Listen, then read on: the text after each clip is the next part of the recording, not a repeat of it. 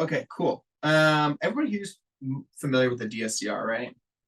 Cool. So we have an in-house DSCR product that it actually they'll utilize short-term rental income with as well. So Airbnbs and whatnot, which I think is kind of cool. But it'll go somewhere between like a point 0.8, DSCR all the way up to like, 2.5, right? If you're finding properties that are, actually getting that high of rents to the mortgage, then awesome. But they'll go as low as like a point 0.8 even, which at that point you're negative cash flow, but for some it makes sense. If really what you're doing is just kind of banking the property and then allowing the appreciation over time. But for most, DSCIs, you're going to at least break even, likely make more. Now, if you're going something like an Airbnb or short-term rental, you're probably going to bring in higher cash flow, and so your DSCR is going to be higher. But this is specifically for investment loans. You can't utilize this on like a primary residence because technically you're paying the mortgage, so there's not like your debt service coverage can't be negative. So this would only be a investment property. But there are different amortization like periods. So you can do ARMs with this particular type of DSCR. So like a 5/1 and a 7/1, your initial time for the interest rate that you're at is either 5 or 7 years, and then your 1 is the adjustment period. So it'll adjust every 1 year after that. Or there's a 30-year fix. 30-year fix is obviously really enticing for most investors because you kind of know where it's going to be at. Now, if you're trying to get in and out of a property in 5 or 7 years, a lot of savvy clients, especially like more higher earners, they still like these ARMs because you have a lower interest rate typically to start. Sometimes it's 0.5% to 0.75% better than what you might get with just a standard, conventional. So an ARM does make sense for some, but most people like the fixed, even if it means a higher payment because they know it's not going to adjust on them, even if it's 5 to 7 years down the road. I've never really understood that. And maybe it's just people have lower risk tolerances, but if you're already qualified at the prime, I mean, you know what it's going to be. So as an investor, I would think that you're always going to be running your numbers based on the prime, and anything else is a bonus. I mean, you know what is coming in with cash flow now, but at the 5 and at the 7, right? I mean, the prime rate's going to go down, right? Like when the Fed starts cutting, now your prime rate's going down. So in reality, some of these like higher rate ARMs, if you're getting them today, in reality, moving forward, will likely go down, even if they adjust. Like you're likely will see them go down because your prime rate's going to be different. But then when you have but your prime isn't the prime locked in at purchase when you have to refinance if the prime goes down? So your prime rate's like your I'm talking about like the Fed fund portion of it, right? So like your actual like the prime rate. Then you have your margin, right? So that's like whatever the lender has, right? It's like, okay, prime rate's 5. It's like, cool, there's a 2% margin, there's your lender, and then it adjusts after that. So if the prime rate goes down, even if your margin stays the same, your interest rate still could go down on an ARM. Yeah. I guess I just never have understood. I can understand why people would be nervous about ARMs if you're basing your future and your savings and everything off of your numbers now, but wouldn't you want to underwrite an investment with your end number on the ARM? Oh, totally. Now I understand what you're saying. You see, totally, yeah. Right, like if you know what your max, like your max is, 100%, yeah. So your risk there. Totally. You know whether or not you can do it. Totally. Right, because when you get an ARM, it's not just your, prime plus margin. It's like, well, what could it adjust to? Right. So typically it's like 2 to 2.5% is what you're qualifying for. And so if you're running your numbers as an investor on that higher, like what could it adjust to on the high side, and it still makes sense, then the risk doesn't necessarily, it's not as high. Yeah, absolutely. But it can go up every single year. It can, right? So after 5, 7 years on these particular products, there's 10 years as well. There's ones that adjust every 6 months. There's tons of products, but this particular one, it's a 5 or 7 year. Yeah. I would just think and hope that people would know that they need to refinance yourself like that. Totally. Right. And so that's why some like that. So because you have this intro period that's locked in, and then I mean, gosh, many people keep a property longer than 5 to 7 years. Right. If you're going to sell in 5 to 7 years or refinance, and what does it matter what it goes to? So that's why some like it. Now, the whole 2008 thing, I think got a lot of people scared with Of ARMs. course, sure, Well, why that's what I yeah. think steers a lot of people away from it is the fear from what happened previously. Mhm. So, and then, a little bit off topic, but a lot of people compare like temporary buy downs to ARMs, Mhm. when in reality it is different, Sure. very different. Mhm. So if you have clients talking about temporary buy downs as ARMs, you're getting qualified on the full rate. So let's say your rate's 7%. Mhm. And you're 1% lower for the first year on a 1L. It's like, well, you didn't get qualified at the 6%. You got qualified at the 7%. So as long as you know what that payment's going to be, you just get the benefit of lower payments for the first year. So whereas ARMs are a little bit different, they can continue to adjust. Mhm. Available financing. So cool thing about this is you only have to put 15% down if you're going up to $700,000, right? Then it's 25% down if you're going, up to $1 million. So if you're not buying a super expensive property, I mean, to get into a property with 15% down as an investment is pretty good. Most, like if you're going conventional style purchase, you're 20 to 25% down. So you can be out of pocket less purchasing through a DSCR if the property, makes sense at a DSCR. The rates are a little bit higher than what you might find conventional, but they're not dramatic. I mean, these rates are really competitive, which I think is really cool. And part of the reason that this particular product does make sense for, investors that either maybe they don't have enough cash flow or personal income to help qualify for something, where they need to help qualify for a property that maybe isn't cash flowing all the way or things like that. This can be a really cool product. The other thing is you don't have to provide a lot of your like personal docs. So, and your credit is really, credit to 660. So it is flexible. And this might be a stupid question, No, go but for it. a DSCR can be used by someone who has a full-on W-2. 100%. If they chose to, 100%. maybe they didn't want to put down 20 or 25. 100%. Okay. Yeah, absolutely. Yeah, I mean, if you don't want to provide a ton of extra documents personally, you don't want to, right? You'll have some, but if you don't want to do your full, everything that you would normally, provide, or maybe you're self-employed and you just don't want to go through all the hoops of a self-employed, borrower because, tax returns, etc. Like if your product or if your property meets a DSCR rate, that can qualify and you got 15% down, then this product is definitely easier to purchase personally. So the other thing is you'll notice you can also purchase in LLCs and corporations. So you don't actually have to have it in your own personal name, which is another benefit to it. So a lot of investors don't like to have properties in their own name. You can actually purchase these properties in an LLC or a business instead of personally. You can do it personally if you want, but you don't have to. And then you'll notice under eligible properties, there's quite the array of different properties, single families, townhomes, small multifamilies, condos, pre-construction. That's going to be like your, Lennars, things like that, properties that, are being built, maybe you purchased it, and it's in under construction, that's what that would be. Non-warrantable condos, things like condo tells, which we'll talk a little bit actually at the end about condo tells. Those are kind of interesting. Question. Yeah, go for it. So this is investment property only. This Correct. would not be my primary residence, right? And do you have rental properties already? I do. And you do, and you do. So I'm the only one that doesn't. Right. So how would I utilize this program? Yeah. So let's say you find a property. You're like, oh, I really like this property. I'd like to purchase it. I don't want to leverage my house, right? I don't want to, or do I? What do you mean by leverage your house? Pulling money out or anything like that. I just get, if I get my 15 or 20% down. Yeah. I just pull that out of the bank, right? Yep. So, and I put it in an LLC. Try to do all that. Yeah. So I guess I'm trying to figure out how I can myself or a client talk me into using this DSCR loan. Yep. Why would I do that as opposed to just getting conventional? Yeah. So that's a great question. So like, let's say I'm a client, go, hey, why would I want to use this particular product over conventional? I've always used conventionals to buy my, rentals. Perfect. Well, DSCR, you don't have to necessarily personally purchase it under your name for one. So you can do it under LLC. Two, you can bring in a little bit less. You could potentially bring in as little as 15%.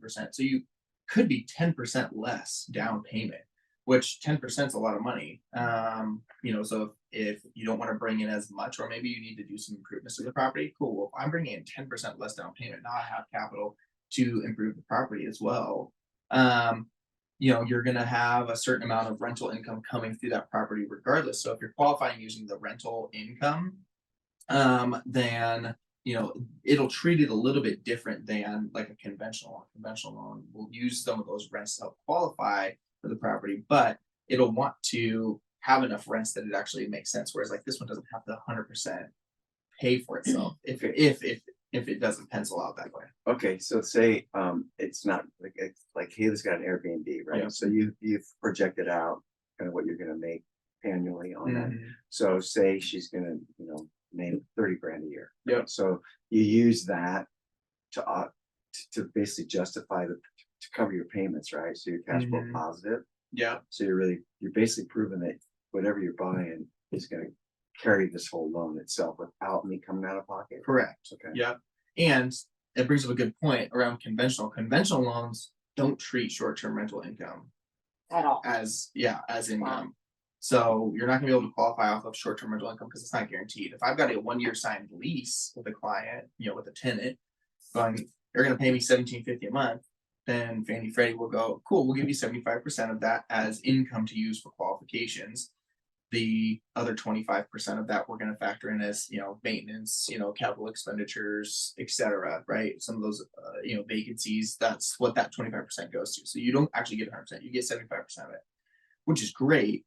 But they won't use short-term rental income. So if you're trying to buy an Airbnb, this really is one of the best products for it because you can use Airbnb income to help qualify, and your cash flow is going to be higher on Airbnb anyway. Because if you're renting it to $250 a night, right, compared to $17.50 for an entire month, you're going to make more income even if you're only rented out 10 days out of the month. You're going to still make more that way, and so your qualification is going to look a little bit different as far as like what you're actually bringing in. So that's a big pro to this, like especially for somebody on with an Airbnb. Not to mention just the amount of personal docs you don't have to provide, because once again, it's kind of like commercial loan. Like this, don't confuse you because it's not a commercial loan, but it's kind of like a commercial loan. If you're going to buy a commercial property, the thing that matters is the business of the building, not so much who owns the building, right? Like if I'm going to buy a commercial property, or get a commercial loan to purchase, an apartment, they're not having me supply all my personal documents to go, okay, well, what do you make per month? What is, all those things? What do you own, debts? What are those payments? Because at the end of the day, that doesn't matter. What matters is, okay, what does the building bring in per month? And does that actually pay for itself, right? That's where cap rates and net operating income come into play, things like that. So this is kind of a simplified version of that, if you will, for properties that wouldn't necessarily use a commercial loan. Does that help? And for an individual investor For an individual investor, Yeah. or right? or an LLC. Who knows? You can Yeah. have 4 people in an LLC Yeah, all yeah. putting money in together to buy, loans. So it doesn't necessarily have to be one person. It could be. It could be whoever's right within your LLC or organization. You may get here, I didn't mean to cut you off. You're fine. That was Yeah, no, you're good. good. Yeah.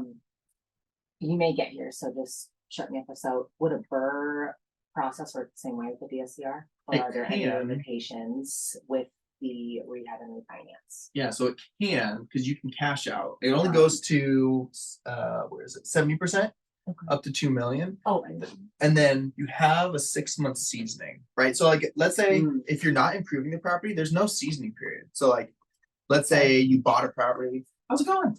Come on in. No, you're good. Let's say somebody bought a property cash. Like I just want to, quit closing and compete. Cool. I'm gonna dump $500,000 in this property, buy it cash. But I want my capital back. It's like, cool. Well, a month later, or whatever, after you close and the dust settles, cool. Well, I'm just gonna cash out my 70%, get some of my capital back, leave my 30% into the property, and I own the property. So, but if you improve the property, you need that 6-month seasoning period. Is So let's say there- you're doing a BRRRR on it, but the reality is it's Fannie, Freddie, all those conventional products require 6-month seasoning. Some of them, depending on the properties, and maybe even up to a year, because they changed some of their guidelines around it. and if we were to improve, I have a property in mind, Yeah. that's why I'm asking all of these very specific questions. Yeah. What if it was super minimal improvements like carpet and paint? Mm-hmm. Is that something Yeah. that, Has to be seasoned. yeah, well, I guess, Yeah, I mean, that's a great right, question. because. Is that I guess it kind of like depends a- on. Like how much somebody's gonna be talking to their lender, I guess. Yeah, I guess what it would depend on is I guess where the appraisal comes in. I would assume I can find out. I mean, that doesn't seem like much of like an improvement. That's like cosmetically updating a Totally, few yeah, things, you know, like that's not like you gutted the property out and it's coming in at $200,000 higher, right? I mean, carpet and paint, you're picking up what, maybe 15, 20K, because it's a little bit prettier, right? It's not like a huge amount. Yeah. But at the end of the day, you know, if you're cashing out 70% of it, you know, you're only gonna get a portion of what you put back into it Mhm. anyway. So even if you got that 20 grand, it's not like it's putting a ton back in your pocket. You put Mhm. some, right? Because you're only getting 70% of the total, not even 70% of the you know, 15K you put into the Mhm. property or 10K you put into the property to get there. Mhm. Because you get Yeah. 70% of the total. So So it's not a could huge just difference. even break It almost, might, yeah, exactly. It might not even be like a huge impact to your like cash out, even if you didn't get that new value, even if you just got the original value of the property, because it only added a little bit of value by doing carpet and paint, added some to the value of the property. But in reality, it's like, okay, if I'm gonna get my original valuation put at 70%, I'm still getting good capital back. Okay. Does that answer your question? It does, Okay, yeah. cool. And I will jot that down and I will find out for sure. Yeah, I'd be interested to know. Yeah. And just to confirm, like a standard conventional, it's 80%, right? Isn't it a bit higher for cash out? For cash out, yeah, 80%. Well, 75 to 80%, technically. Okay. Somewhere between they want 20 to 25% there. So if you've got 25% down on a conventional you know, type of cash out or purchase for an investment, you'll get a little bit better interest rate typically because your loan to value is different than if you had 80% or left 20% equity in there. So it really depends. I mean, you could be as much as 25% left on the property and cash out at 75, in which case you're not a ton different in your cash out refinance between conventional and this. I mean, if 5% or potentially 10% if you're willing to adjust to that little bit higher interest rate, then you know it may not make a huge impact.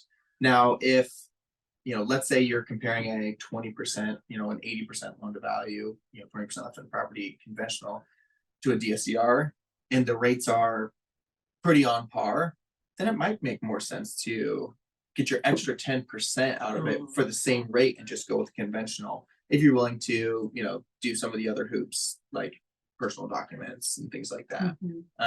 So I think it's kind of situational, but the DSCR rates are competitive, you know, especially super competitive to other DSCRs. They're competitive in that like your conventional to DSCRs, you know, you're going to have a little bit higher DSCR, but yeah, if you're going to cash out at 80% and the rates are super similar, it might make sense to take that extra 10%, right?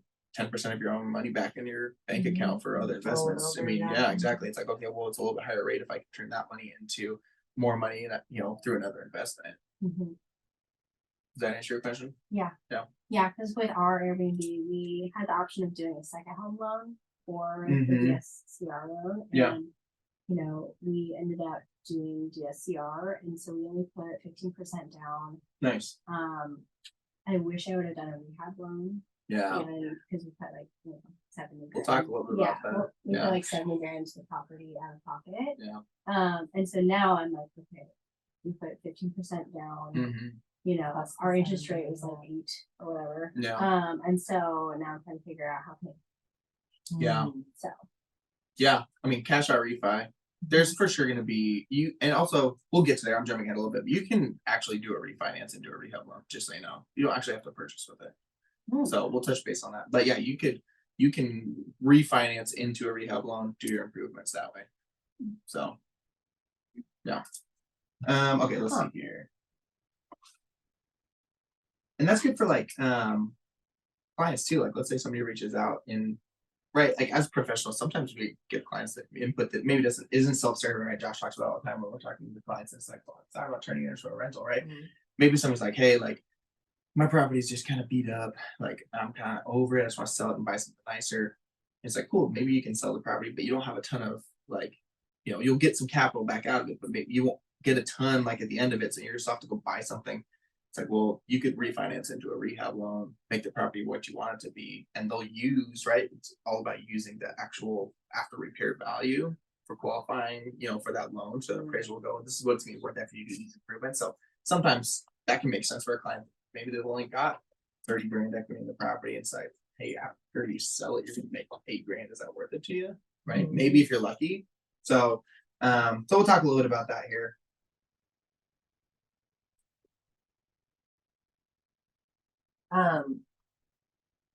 Side note I wrote down, we Go should for look into that to see if it's any possibility for flowering house.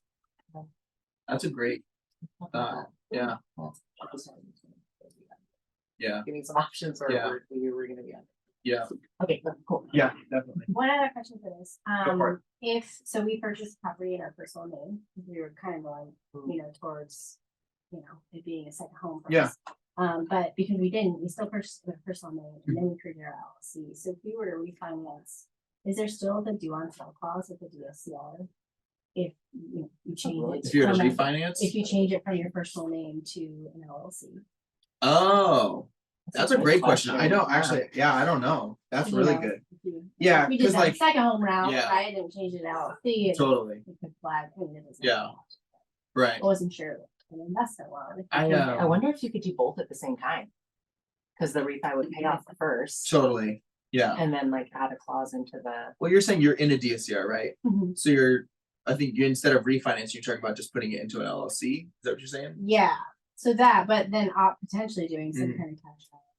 She wants to get her money out. on Yeah. Money. I mean, shoot, if you cash out refinance into this DSCR product, then yeah, it pays off your original loan Yeah. and put it into the LLC and then you're done. Maybe you So it wouldn't even have to worry about a due on sale at that point because it'd be paid off and you'd have a new loan in the LLC's name. Mm, Yeah.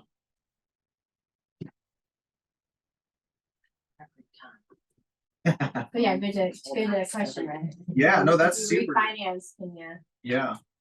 work around? 'Cause Yeah. the only other thing I've heard, if you do it legitimately, is like putting it in some kind of, I think it's called a land title.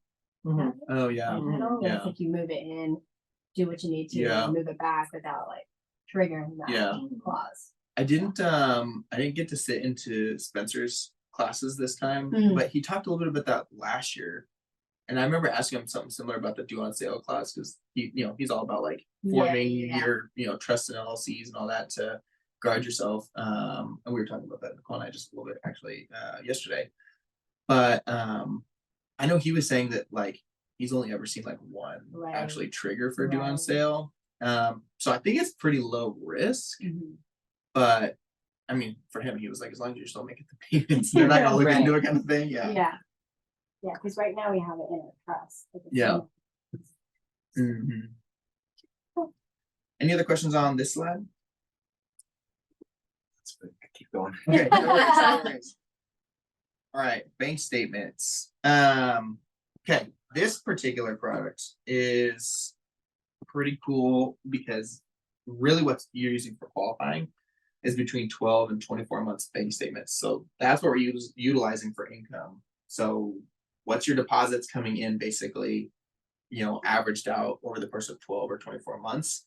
And then that's, basically like, okay, 12 months, here's your deposits averaged out over each month, if that makes sense. So kind of like what we do for regular income, where, maybe somebody got a bonus, right?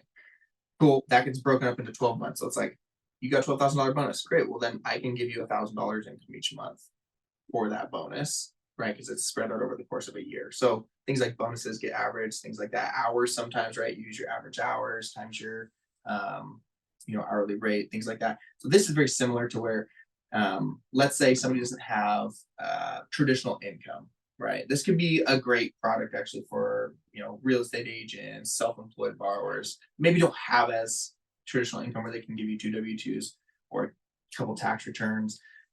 You got your bank statements that show your deposits coming in, and then it gets averaged out. You don't have to give tax returns.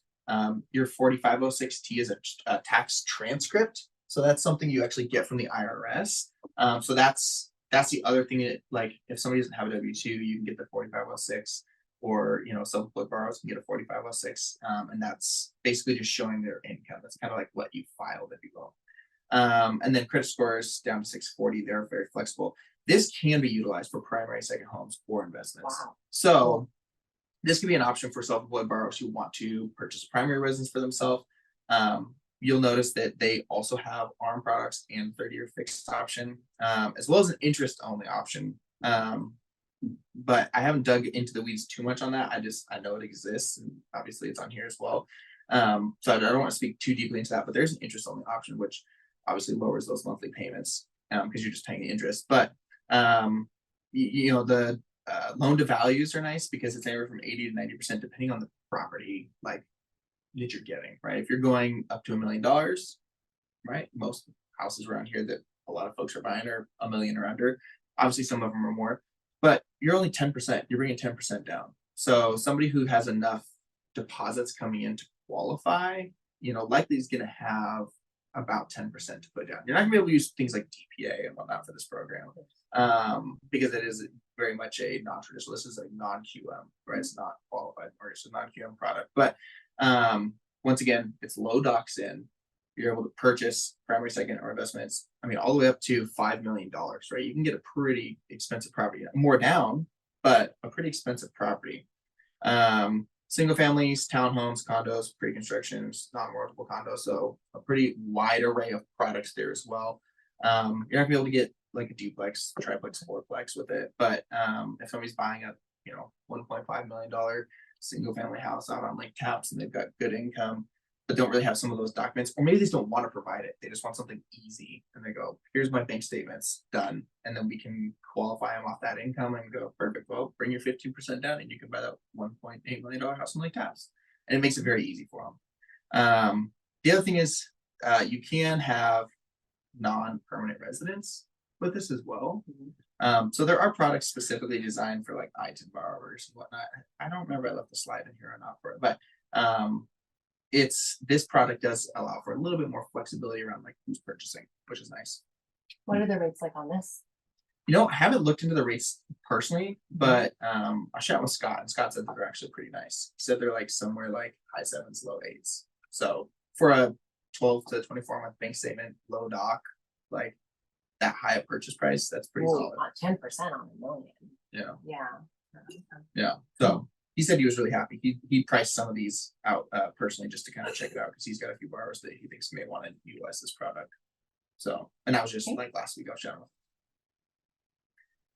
1099 income. So this is like, let's say you've got somebody who strictly does like Instacart, Uber, right? Like gig stuff, or they are graphic designer, right? And they freelance graphic design for a bunch of businesses, things like that. You can utilize 1099 income. Once again, you don't have to have tax returns or your tax transcripts. You just use your 1099s. We do income strictly from your 1099s. You can purchase primary, second home, and investment loans with this particular product as well.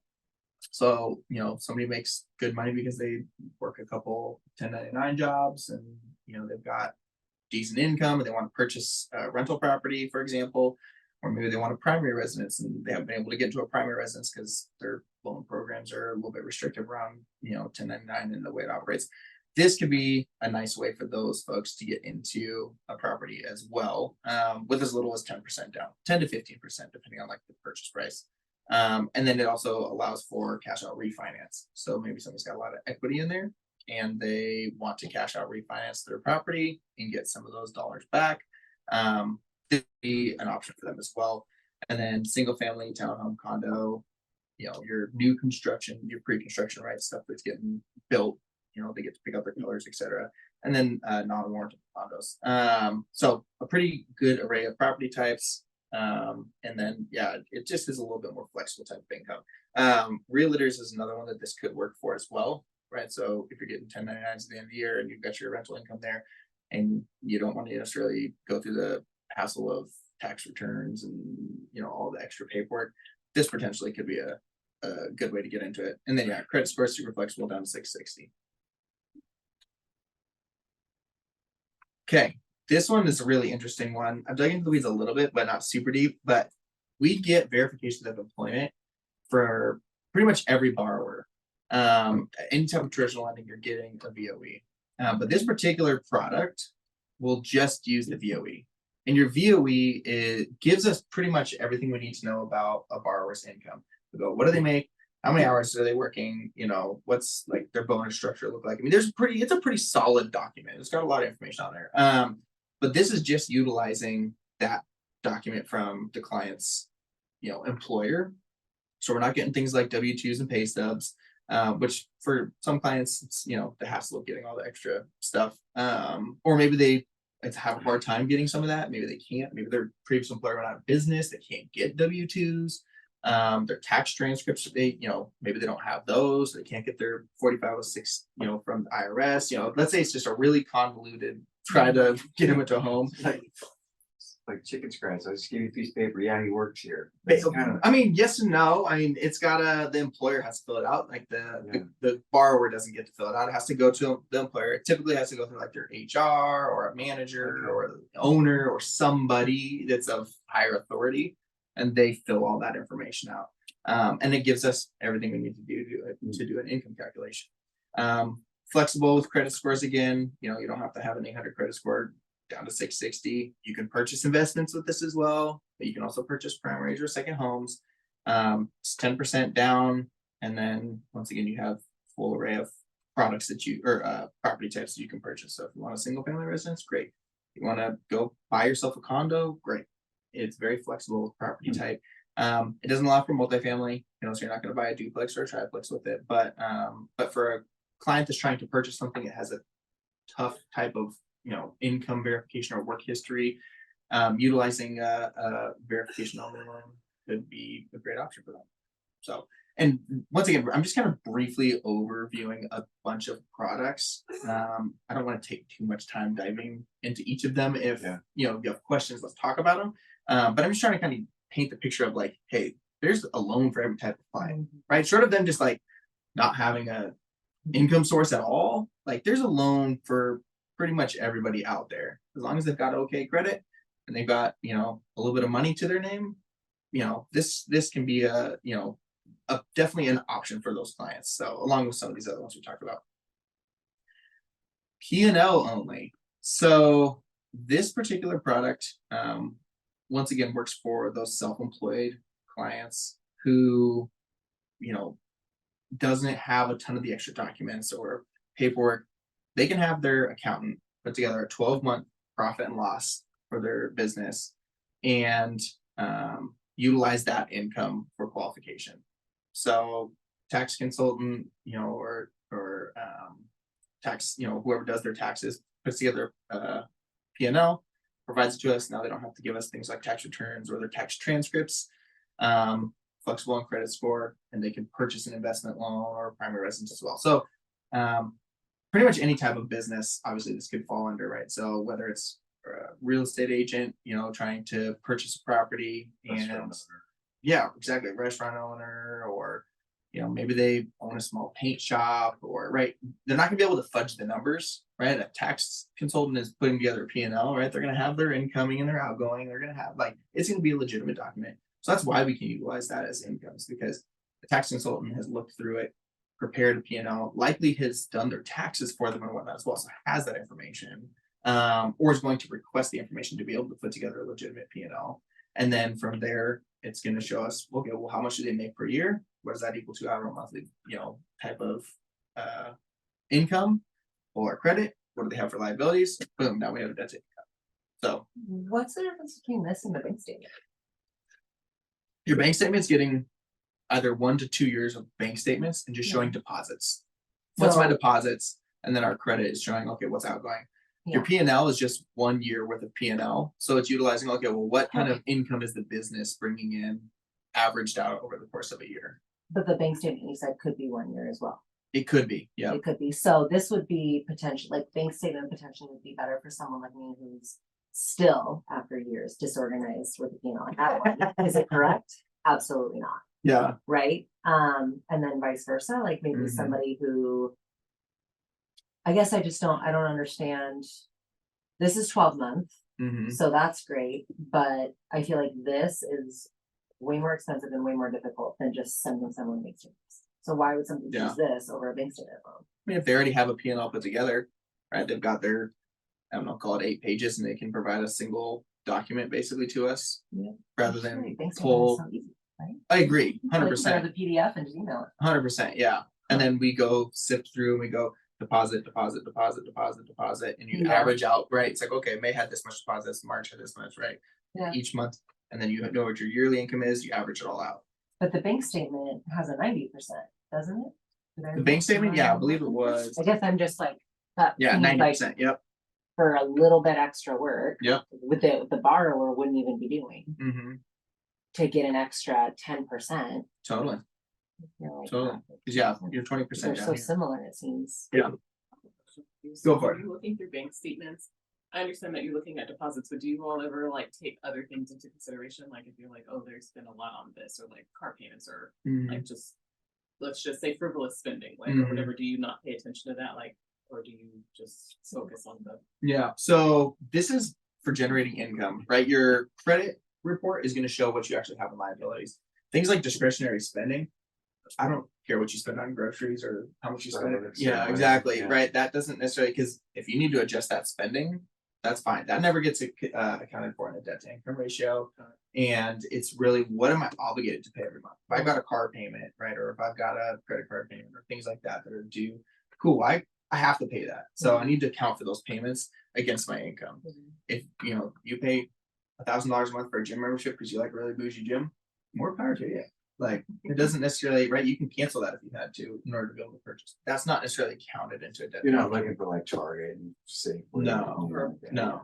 Or at the bar, they go to the Yeah, bar a lot. yeah. Yeah, exactly. Things we do look for are consistent, consistent withdrawals or transfers that could be undisclosed debt. We do look for things like that. So like if I see that consistently somebody's selling somebody $400 on the, somewhere between the 10th and the 12th every single month. Okay, hey, what's this? Is this some Yeah. undisclosed debt? Or do you have a car payment that somebody else bought a car in their name and you're selling them a payment for the car payment, so it's not on your report? Why do we have these, transfers going every single month, right? If I see something consistent or something that has question marks, then we ask the question and go, hey, what is this? And a lot of times, right, and this is, speaking for like some form of like a QM product, conventional product specifically. But then a lot of times what we do is we go, oh, okay, no, that makes sense. Like, no worries. Letter of explanation, done. In the file, questions answered, underwriter's gonna go, okay, that makes sense, off we go. It's never really a huge red flag, short of them being like, oh yeah, my dad bought me a car and I'm paying a monthly for it. It's like, ooh, okay, that's gonna probably be a problem. We gotta account for it, right? So now we just add that in as a liability into their debt to income ratio. So, and we just manually input it. But that's a great question. Yeah. I'm so really confused on these differences. Is anybody else confused on this and the bank statement? If we have a borrower. Yep. And two borrowers. Yep. No, one borrower. Go back. We have one borrower. And this borrower just wants to give you 12 months worth of documentation. Why would he give you this and only get 80% versus the other and get 90? I guess I just don't understand why both exist if they both allow for a 12-month documentation. Yeah, I mean, it really just comes down to borrower preference. I mean, if they've got a P&L and they just want to send over one P&L and they've got 20% put down, then great. If they're happy to provide the extra, bank statements, if we need 24 months of them, or for example, and we average it out, then great. The other thing is this bank statement does also go a little bit lower on credit too, right? So maybe they go to 650, right? Yeah. So and the 10% to the 20 would give them a rate differential too, I would assume. Yep. Okay. Yeah. The only thing I guess too is if you're a business owner, you might not always pay yourself out. So you might not have the deposits coming in. It's a great point. Business. So that's Yeah, I when don't know you provide anybody a who P&L. does that. They pay themselves their salary on that. well, and on top of that, right? If Could be for tax reasons. Who knows? exactly, Mhm. right? Like if you're let's say as a S corp, right? I'm escort. Yeah, and Mhm. then you're like, okay, I'll give myself a reasonable salary of 50 grand. Mhm. Okay, great. Maybe 50 grand on a bank statement because it's only showing those 50 grand coming in and those deposits to you. Maybe that doesn't give you enough income, but all of a sudden you got a P&L. It's like, well, it's actually $200,000 that you're bringing into your business. Well, now you actually have more income to utilize. So that could very well be a difference as well. That's a great point. Yeah. And the bank statement can be in policy or cannot. The bank statement? Has to be the No. first one made. No. Well, that makes a huge There you go. difference then. Yeah. Okay, there it is. That Yeah. would make a huge difference. I think ours is like 59 or something. So that would Mhm. make a huge difference. Okay. Yeah. Cool. I'm better now. I'm Awesome. stuck on that. And if you have other questions pop up, let me know. I want to make sure all these questions get answered. And like I said, some of these products are newer products for me. So we're doing kind of a broader review of them. I've got like enough understanding of each of them, but Mhm. there will likely be things that I'm like, actually, that's a great question. Let me find out. So, and I'm not afraid to say that. How I was driving. All right, asset only qualification. This one's really cool. So you can use asset depletion to help somebody qualify. Let's say, great example. My father-in-law Mm. has a ton of money in the bank, almost no verifiable income because he's bought himself out of business. Mm. You can utilize a conglomeration of all of what they have between their stocks, 401k, bank accounts, etc. And as long as I divide all that out by 5 years, 60 months, I can give them that as income and utilize that to purchase. Primary residence only. But let's say somebody inherited a large chunk of money, Mm. they don't work, or they've retired, they've got a large amount of money in their 401k, or maybe they've got money that is put into a trust and they take, $1,500 a month out of every single month, right? You can conglomerate all of that and go, okay, cool, this is how much assets we have. And we'll use some asset depletion to give them monthly income to then help them qualify for a purchase of a primary residence. This particular one's really cool. Asset depletion is one that I don't think is talked about a ton, but it is a very good option. This is also, let's say somebody's, they do work, right? Maybe they just don't make a ton of money at their occupation, but they've got a bunch of money elsewhere, and maybe they don't have access to. Maybe they can't cash out a $3 million trust, put a ton of money down. They can't put 500 grand down on a $700,000 house to help them qualify for the payment because they don't make a ton of money over here.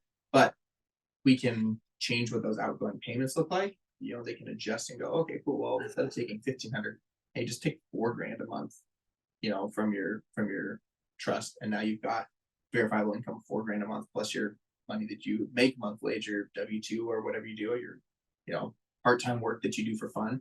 And now you've got some form of asset that's paying that mortgage and it's consistent. So as long as I can prove that it's going to last for 5 years or 60 months, then I'm good. A lot of them only actually, or a lot of them will ask you to have 7 years.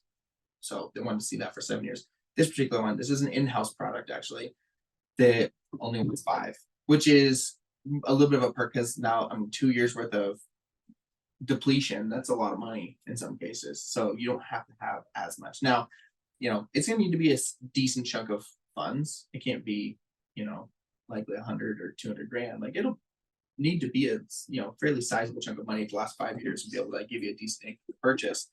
Like 500 to $1 million, I'd be willing to bet somewhere in there, depending on the price point of house you're trying to purchase. But you only got to put 20% down on this product up to $3 million. You're good, and you can cash out refi with it. So you can pull money out. Let's say somebody's got a property that's paid off, and they're trying to get some capital back. Cool. Let's do a cash out refi.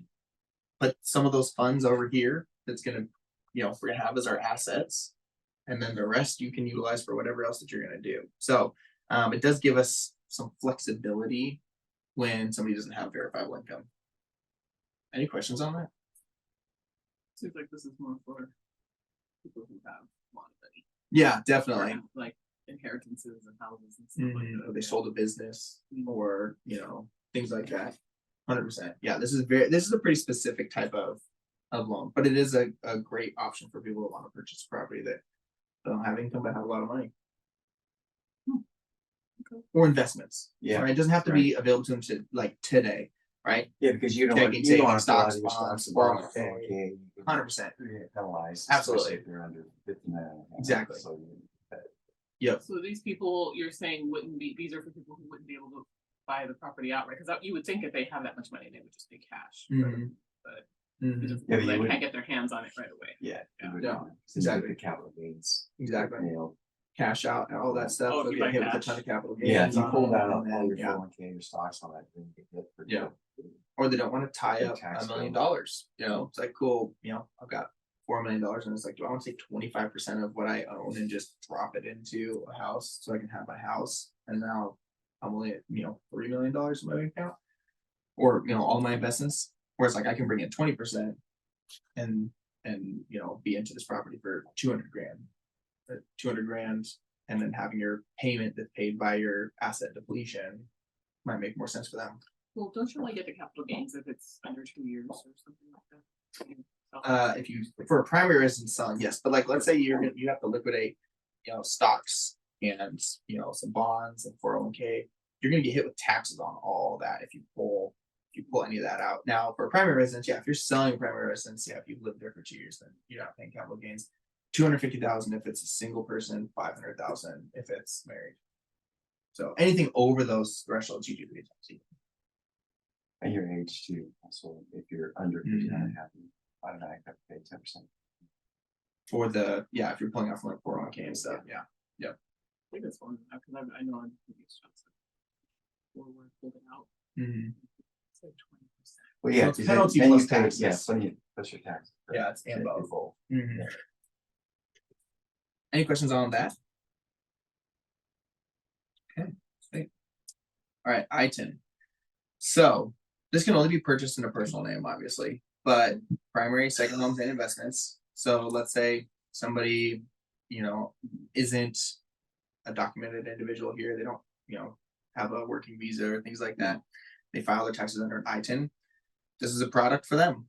You could be 15% down up to $2 million, primary, second homes or investments, which is pretty cool. A lot of the ITINs that I've found, we do have a Spanish speaking LO in our office who does a good amount of ITIN borrowers. They're like 20 to 25% down a lot of times. So the fact that this is 15% down is really nice because they don't have to come in as heavy with cash. I mean, a lot of these folks do have decent capital. They're doing work that pays good money and they got money in the bank. And so a lot of these folks, from my personal experience, can bring in 15%. Maybe not all of them, but a lot of them. Go for it. You got a question? Documentation needed, so if they just have money in the bank, because obviously they're not paying taxes, Mhm. which is wild to me that is able, I don't know how that. Well, would they pay work. taxes. It's just under the ITIN number. Oh, I see. Yeah. Oh, okay, Yeah. see, I'm not very, clearly. Very No, you're good. Yeah. Okay, so they pay taxes under their ITIN number.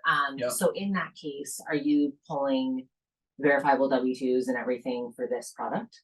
Likely just they'd have like their tax transcripts, right? Their Okay. 4506. Hmm. And then they'll have like a card, right? Their identification. They'll Mhm. have something that shows this is who they are. Mhm. And then there's some other like peripheral documents. It does vary a little bit by borrower. But yeah, I mean there's definitely documents involved. For Yeah, sure. okay, The rates aren't like amazing sure, because it is a very specific product. sure. But it is kind of the only way that somebody who has ITIN can Yeah. purchase a property, and it is higher risk. Yeah. So, these products typically are like, 2% higher than what you might find on the open market. So somewhere in that ballpark. Single family residence, townhomes, condos, pre-construction, kind of the full gamut. So no non-warrantable condos, no multifamily. Non-warrantable is an association that doesn't allow FHA, correct? But does still allow cash in. So they're basically like they don't meet like the standards. Yeah, they won't meet like the standards for like your traditional type of lending. A lot of times their insurance isn't like fully like up to date or things like that. Like the replacement value's off. Or it hasn't had a physical inspection since 1995. Like one of my Exactly. listings. Exactly. Yeah. What?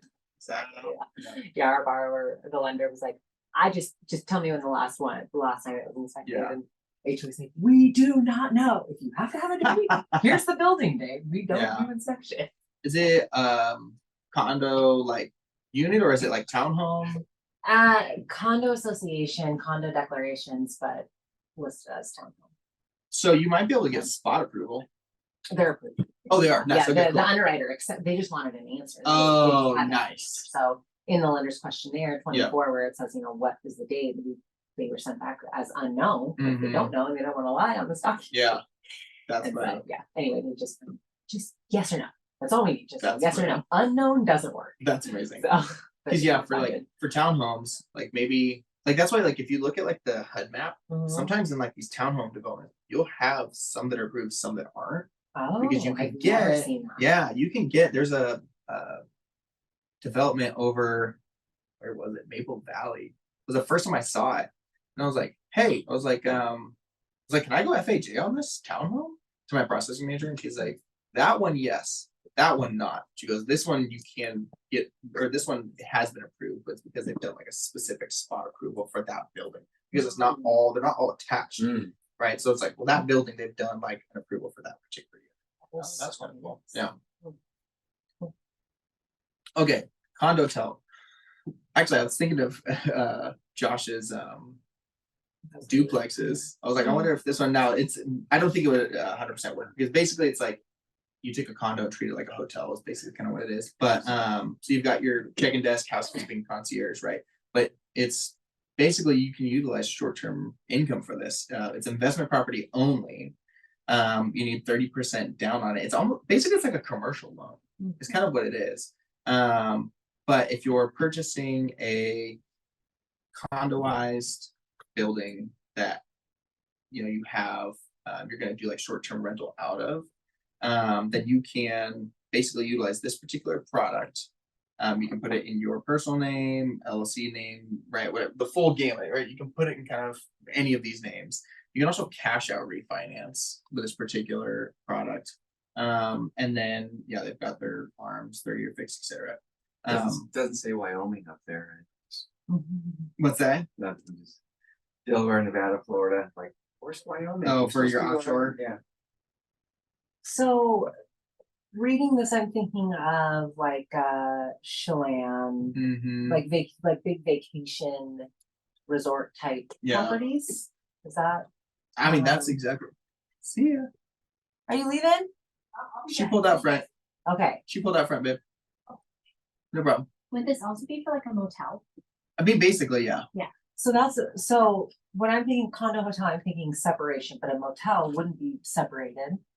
So I guess where's the condo verbiage coming in? What makes a Mhm. motel available to have a condo type program?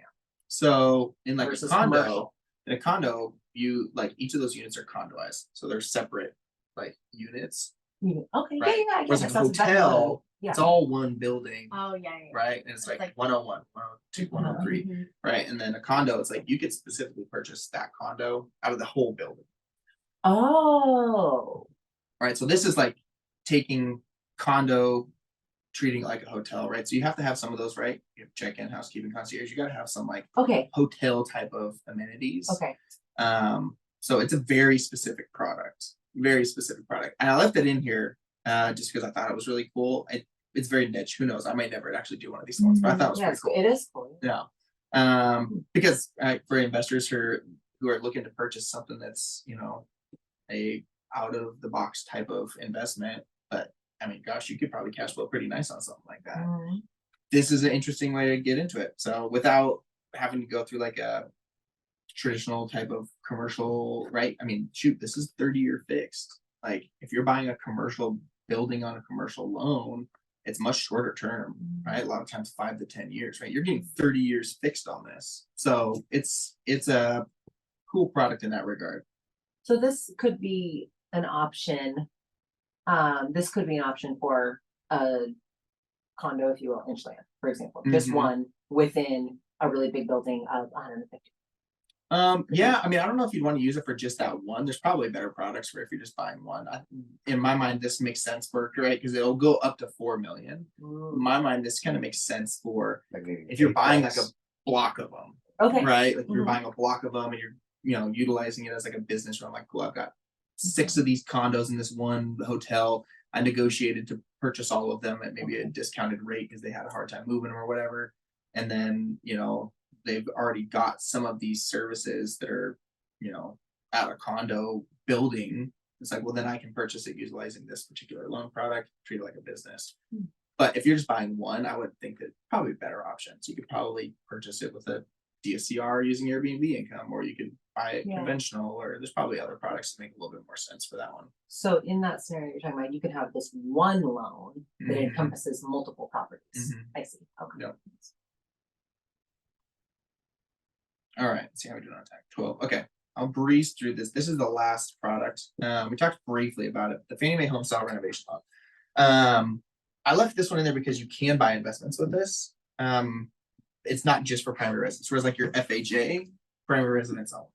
So, I'll click through fairly quick so that way I can be respectful of everybody's time because we are supposed to go till about noon. But you can go up to $200,000 worth of renovation wrapped into your loan with your purchase. So let's say you're buying a house for 400,000, it needs $150,000 worth of work. Cool, I got a loan for call it 550,000 to encompass everything. Repairs can't be structural, right? So you can't purchase something that's halfway fallen over that you got to do foundation work and tear out walls and rebuild them and some of those like heavy construction things. But if you're just doing like a really heavy cosmetic remodel, something like that, then this totally makes sense.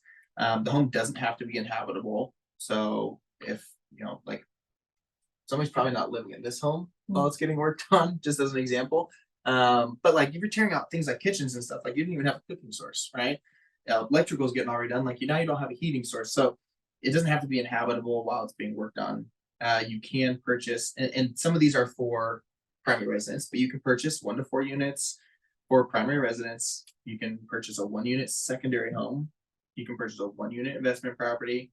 You can purchase warrantable condos, basically Fannie Mae approved condos. HUDs is going to be like it's a planned unit development. So that's going to be like your Lennars or things like that, and then multi-wide manufactured homes. So double wide, triple wide. Go for it. So would this be something that we would use like last week when we went on the think like an investor tour with their property? Heck yeah. So this would be something that we would maybe use for that, right? Yep. Absolutely. Okay, principal residence just kind of breaks down a little bit again, right? Your 1 units for primary residence, you can go 5% down on it. 2 units want 15, 3 to 4 units wants 25% down. Your second homes, 10% down, and then your investments, and this is I think what's really cool. If you're doing a purchase, 15% down. So you can purchase an investment, a single family house, 15% down that includes your purchase and your rehab all in one. So if you wanted to, I would have known this 6 months ago. so if you wanted to purchase something that you're gonna rent out or whatever, maybe you want to do a burr down the road. Because that would have benefited you. Yeah, instead I just spent $70,000 out of pocket Okay, yeah. to rehab my house. Yeah. And still put 50%. Yeah.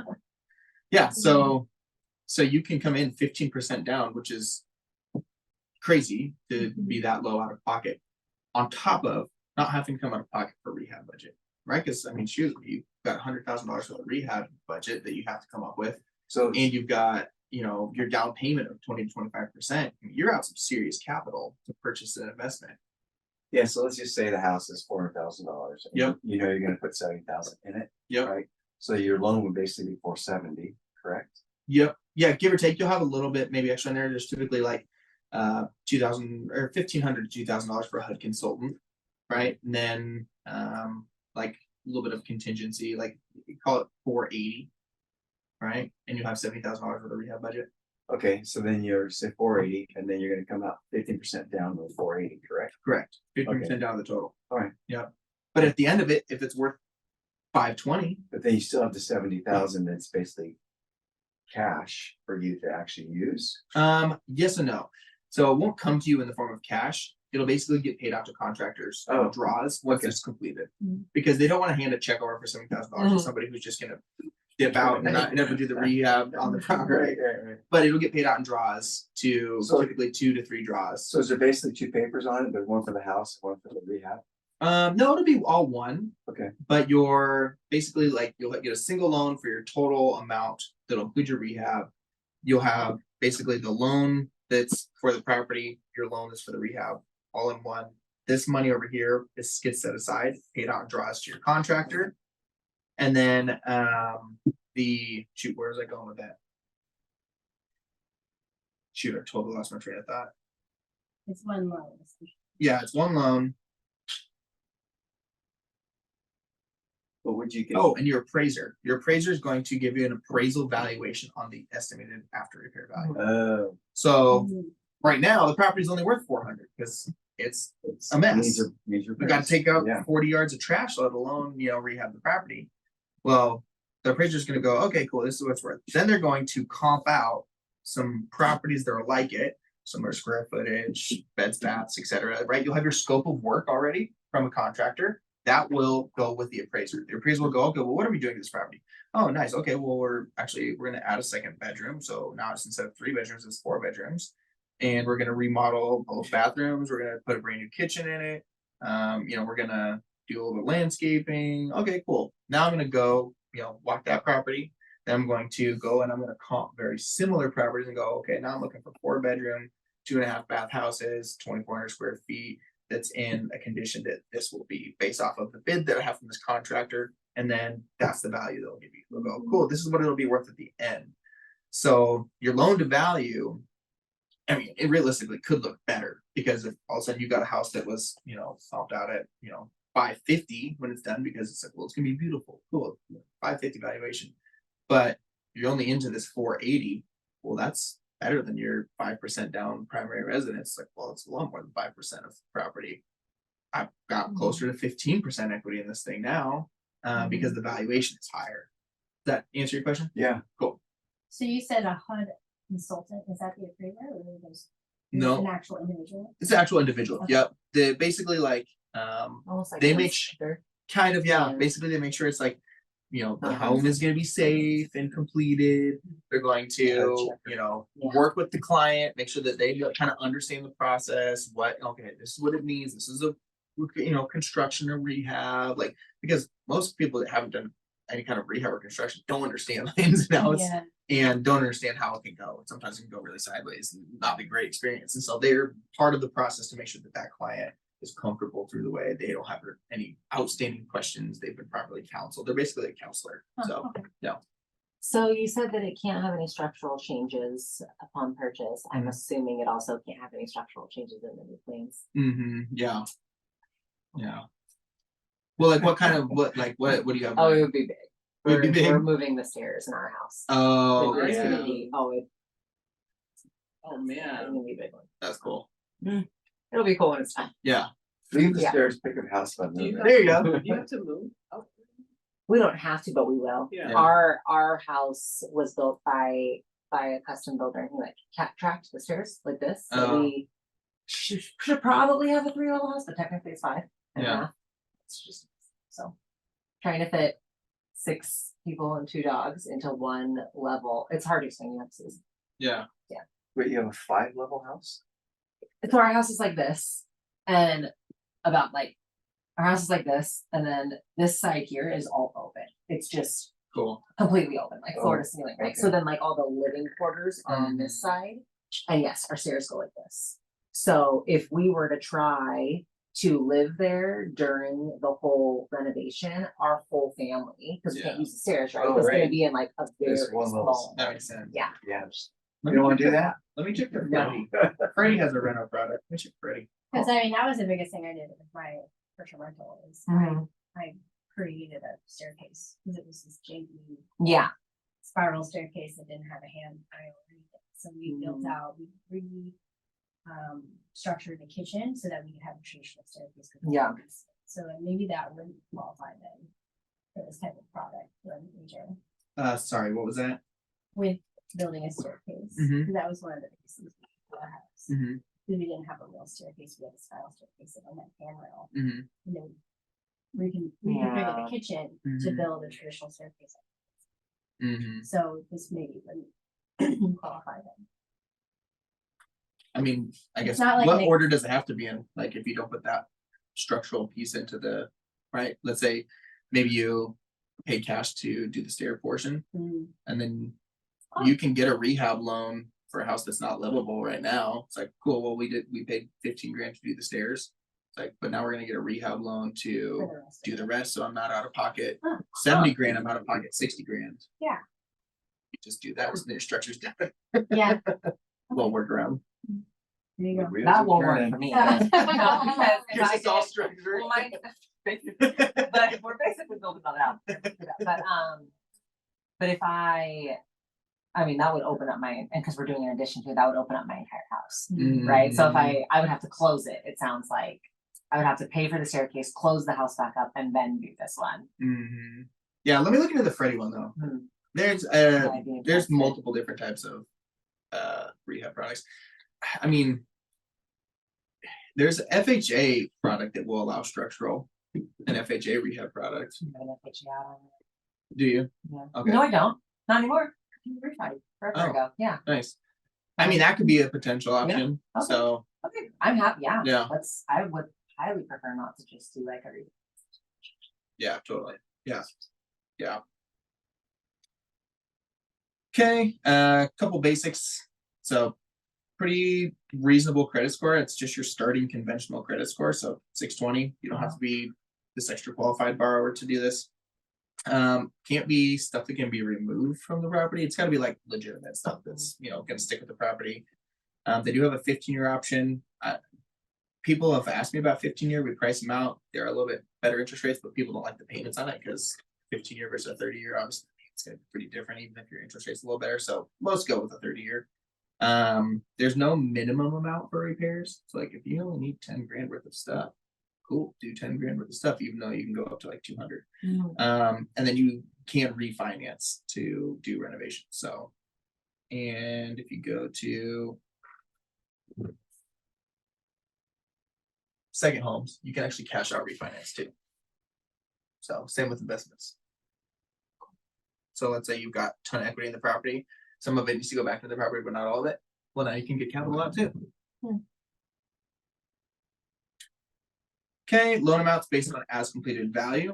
Kind of like what we were talking about with the appraiser. They'll go through, they'll comp it out and go, this is what it'll look like after. Can help save with having repair contingencies. So there will be a portion of it that will basically sit aside and go, this is in case there's overage. I mean, I've never done a project that has 100% hit budget. There's always something that pops up. So you got to have something there. It's not just for owner occupied. Luxury improvements allowed. So, it's not going to necessarily limit like what you're doing to like just your basic like standards of living. You can make a really nice property with these things, and it'll allow you to do some things that maybe you want the pot filler, maybe you want a steam shower. Like you can have some really nice additions with it. It's not going to limit your what you can do with it. And then homestyle renovation is advantageous for borrowers who wish to refinance an existing mortgage while taking on a home improvement project. So you're going to be less out of pocket, and you keep. What is the leaf blower? Funny.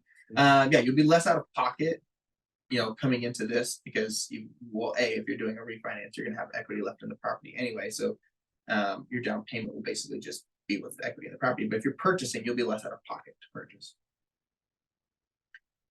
Let's see. Do we need to talk through this? Already over.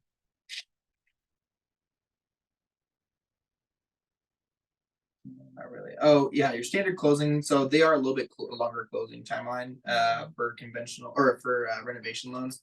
So typically, I mean, it says 45 to 60 days. Typically, you can get them done in about 45 days if you've got a really cooperative contractor and a really cooperative client. Things that hang up renovation loans is a contractor that's really slow with bids or adjusting bids, or clients that are a little bit slow with getting their docs. Those are things that can hang up a renovation loan. For the most part, it's not like a complicated loan to put together. You put it together like any other loan, other than you just got this extra that's going to, be set aside basically for renovations. Appraisers are, very familiar with the product, so they're not going to take forever to, put together an appraisal on it. It should be very similar to a standard appraisal turn time. And then, let's say you go out, contractor gives you a bid, appraiser goes out and says, hey, everything looks great, but I noticed that you've got this thing over here that, we need fixed for, it to be lendable or appraised, right? The appraiser to give you the like certificate, saying, okay, cool, it's at value, no conditions. You can just add that in. Cool. Oh yeah, no problem. We can add a railing to the deck that doesn't have a railing. It's 12 feet high. I mean, hopefully there would already be something that would be addressed, but like just as an example, oh yeah, we can put a railing on there. Great. You add that into your bid, and now the contractor can address the railing as a part of the repair, and now you're good to go. So, and then the appraiser will basically verify, okay, well that's on the bid, and then you'll get your appraisal certificate, if you will. Kind of line of product that you need to use if the if there's no deck, like you walk out, the second story glass door is a free fall, Mm-hmm. and so it's an as-is type home, right? Yeah. So, there's, and it's a big deck, say it's a $30,000 deck that needs to be put on. the side, Yeah. or maybe more, I don't even know. Sorry, but it's a big deck. So, but it's been off the property, the deck's been down for 10, 15 years. Yeah. And they just, oh yeah, we need it. Mm-hmm. But they just can't afford to put it there. Yeah. And so it's someone gonna come in and buy that. I mean, gosh, I would think that. I would think that this particular product would be an option because this is a fairly flexible product. It doesn't want you to go too crazy with like structural stuff, but it does allow some things. Okay. That's the thing is it does allow portions of work that like in my mind would be considered structural, but aren't. So something like that needs to get addressed for a purchase, I would think would be an option. The other potential would be, It's not gonna maybe pass having a contractor just build one and get paid out of escrow, or see if it could fly us an escrow holdback. Yeah. And go, hey, this is gonna get addressed, here's the bid, here's the escrow holdback. As soon as it closes, contractor can bid it, maybe something like that. I mean, I've seen some stuff that's like definitely an issue, get addressed with an escrow holdback. That could potentially be an option, then it could just be a standard conventional. It might be a little bit specific Okay. to try to, I mean, maybe an escrow holdback doesn't work with that particular appraiser, but I've seen stuff where it's like, okay, cool, like that gets addressed with an escrow holdback. Like failed septic system. The one I bought one that was a failed septic system.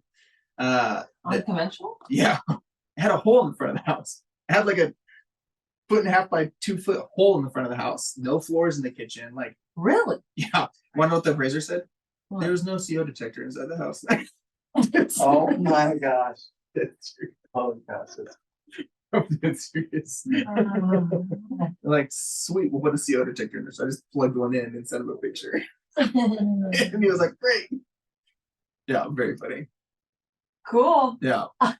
So yeah, conventionals are, I mean, they're flexible, more flexible than a government loan for sure. So, but yeah, we did escrow holdback for septic repair.